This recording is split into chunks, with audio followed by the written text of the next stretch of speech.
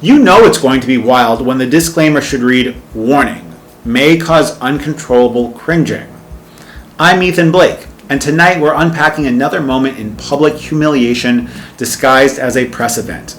We've got the ego, the denial, and the obligatory fake apology tour. But I'm not here to comfort, I'm here to comment, mock, and leave no spin unpunched. Buckle up, my friends. We're not just watching history unfold, we're watching it trip, fall, and blame the floor. Comedy gold is incoming. Super Bowl, there for the first time in I think 4 years now, the Trump administration is making them take away "end racism," which they had written in the end zone, right? And when why? It just seems silly. I mean, to do it or not to do it? Why get rid of it? Oh, I could tell you why. I know, but it's just like because it was stupid to begin with. Yeah, but let me ask you, who's it for? And if you're a racist and you see "end racism" in the end zone, you're going to stop being a racist? But the sentiment is basically like, don't be an asshole. But I think it's an asshole to nag us during a football game about something that doesn't change anything or any. If I'm not a racist and I see it, it doesn't matter. And if I am a racist, it's going to make me more of a racist. Like, I think if you write "don't be an asshole" in the end zone, everybody will agree with that.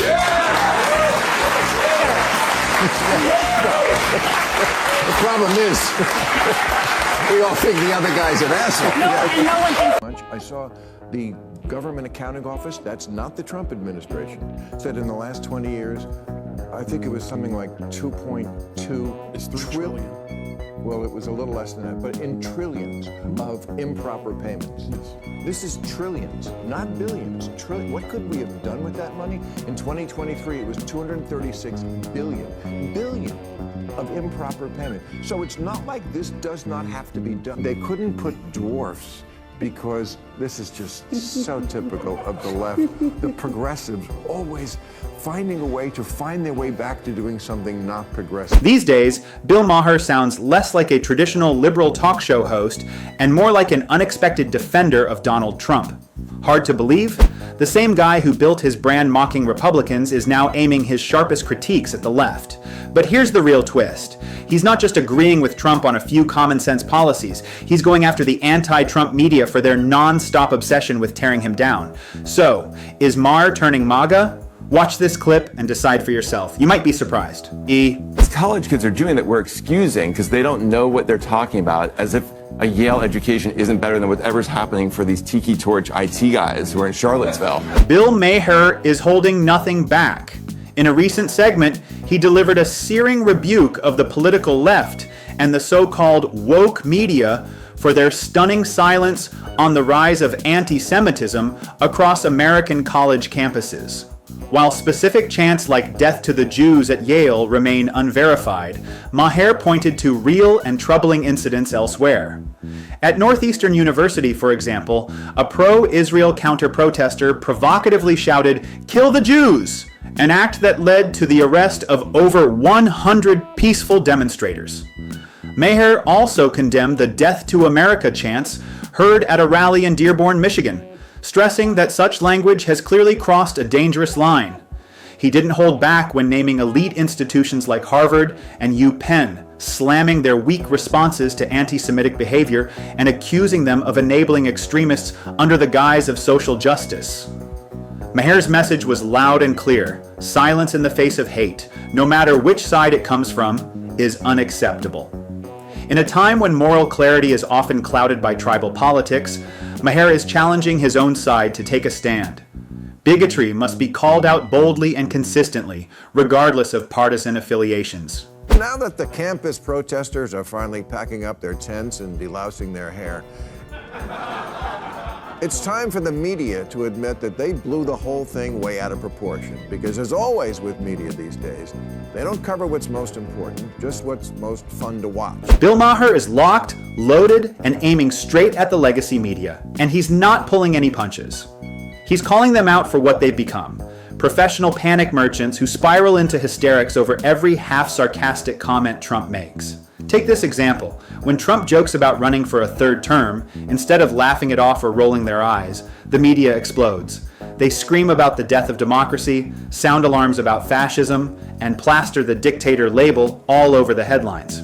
In an instant, Trump transforms from a former president with a sharp tongue into a full-blown tyrant, the villain of every breathless panel discussion for the next 3 weeks. Meanwhile, the real problems facing average Americans, skyrocketing grocery bills, unstable jobs, and a shaky economy, are pushed to the sidelines. Maher's had enough. He's fed up with the media's addiction to fake outrage and theatrical fear-mongering. And now, he's preparing to torch their obsession with manufactured drama, exposing how out of touch they've become with the real concerns of the country. This isn't just criticism, it's a full-on reckoning, and it's going to get ugly for those who've built careers on sensationalism over substance. There are 15.2 million college students in the U.S., and 2,300 have been arrested. That's 1/67th of 1%, and half of the ones in New York weren't even students. But we were given the false impression that these protesters are the voice of their generation, having found a cause for which they were willing to go to the tents and to the barricades. Oh, please, these kids are more violent when their team wins a championship.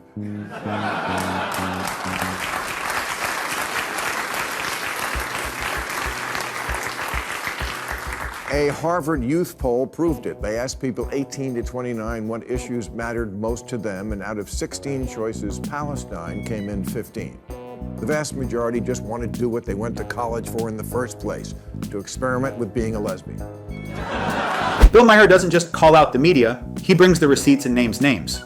He goes straight after the usual suspects, MSNBC, CNN, and the rest of what he calls the outrage industrial complex.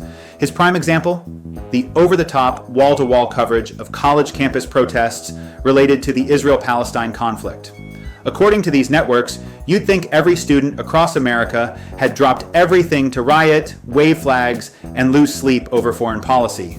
But Maher calls complete BS on that narrative. The truth, he says, is far less dramatic. Most students weren't glued to Al Jazeera or organizing policy revolutions. They were cramming for midterms, stressing over student loans, and figuring out how to stretch their budgets to cover rent and ramen. Just like everyday Americans, their concerns were rooted in reality, not political theater. But that didn't stop the media from blowing it all out of proportion, turning a vocal minority into a faux national movement. Maher argues it's the same tired playbook. Amplify a fringe to fuel outrage, then act shocked when the broader public doesn't care. It's all spectacle over substance. And he's had it. Just watch how he absolutely scorches Tara Palmieri when she trots out this woke narrative on her show. Super Bowl, they're, for the first time in, I think, 4 years now, the Trump administration is making them take away "end racism," which they had written in the end zone, right? And when Why? It just seems silly. I mean, to do it or not to do it? why get rid of it? Oh, I could tell you why. I know, but it's just like you're Because it was stupid to begin with. yeah, but it's Let me ask you, who's it for? And if you're a racist and you see "end racism" in the end zone, you're going to stop being a racist? but the sentiment is basically like, don't be an asshole. But I think it's an asshole to nag us during a football game about something that doesn't change anything or any. If I'm not a racist and I see it, it doesn't matter. And if I am a racist, it's going to make me more of a racist. Like, I think if you write "don't be an asshole" in the end zone, everybody will agree with that.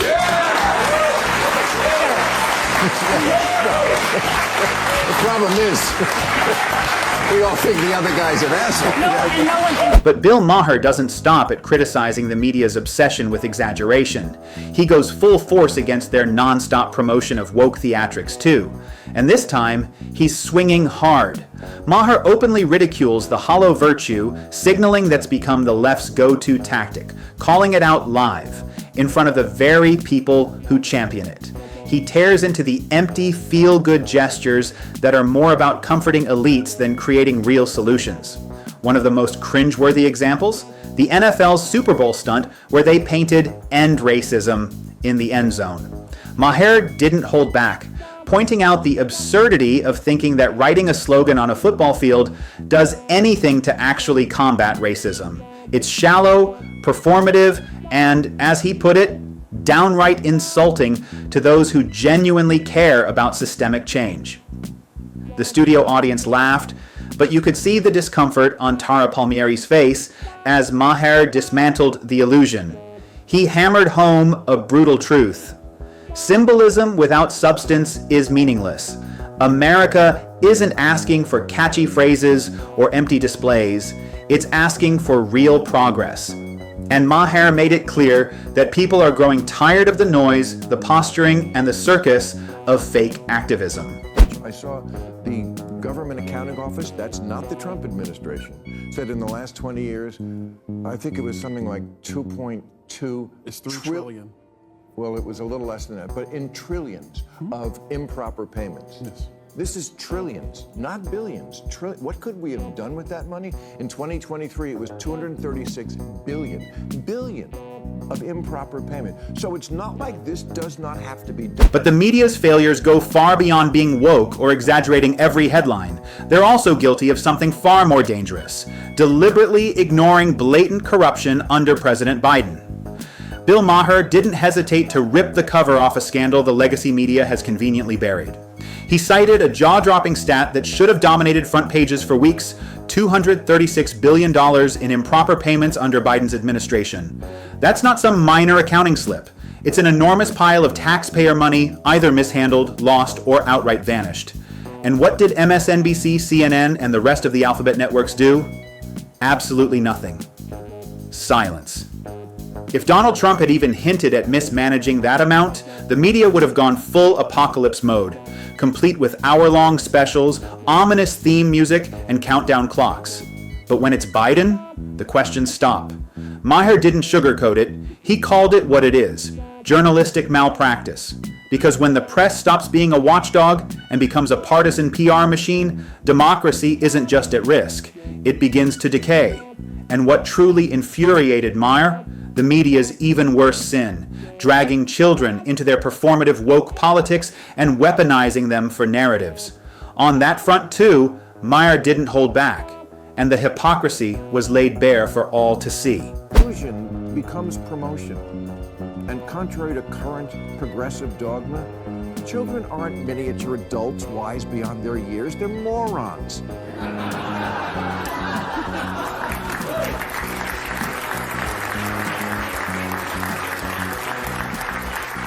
They're gullible morons who'll believe anything and just want to please grown-ups. And they don't have any frame of reference.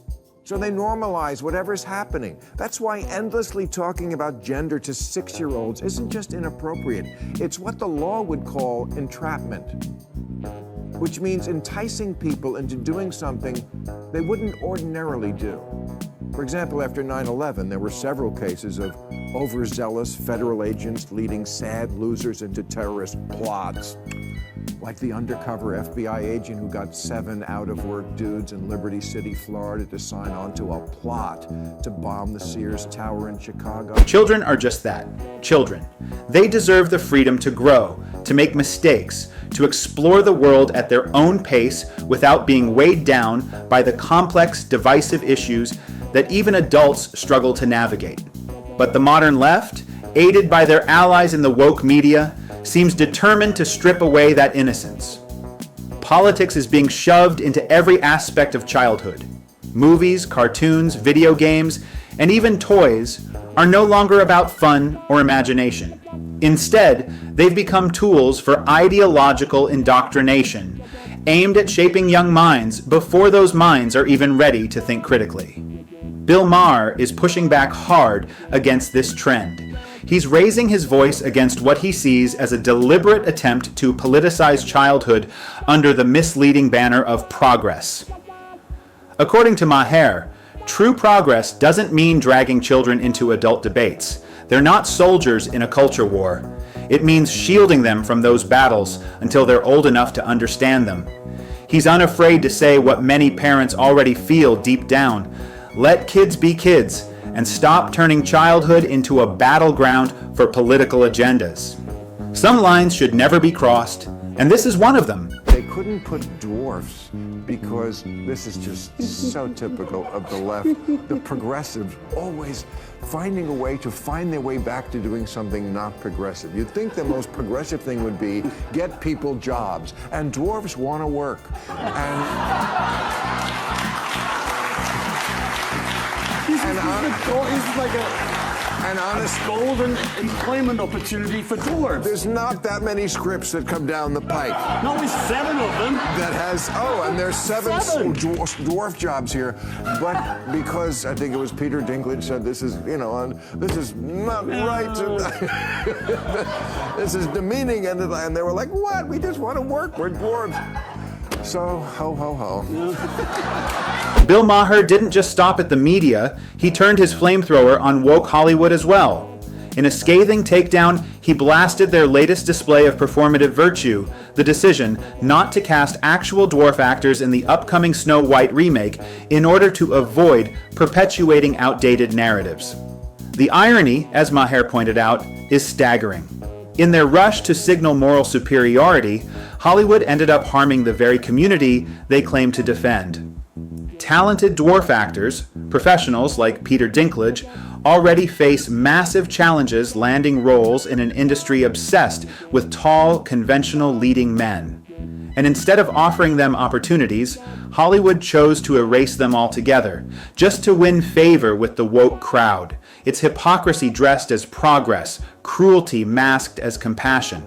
Maher didn't mince words. He called out the absurdity for what it is, a shallow, self-congratulatory stunt that exposes the industry's detachment from reality. It's not about justice or change. It's about optics. The result? Fewer roles, more tokenism, and a complete abandonment of common sense. Maher's message was crystal clear. Hollywood's theater of woke absurdity needs to end, and he's more than willing to tear down the stage. I'm not the leader of anything, except maybe a contingent of centrist-minded people who think there's got to be a better way of running this country than hating each other every minute. So, thank you.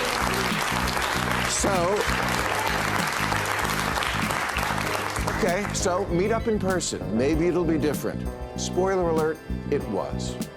First good sign, before I left for the Capitol, I had my staff collect and print out this list of almost 60 different insulting epithets that the president has said about me.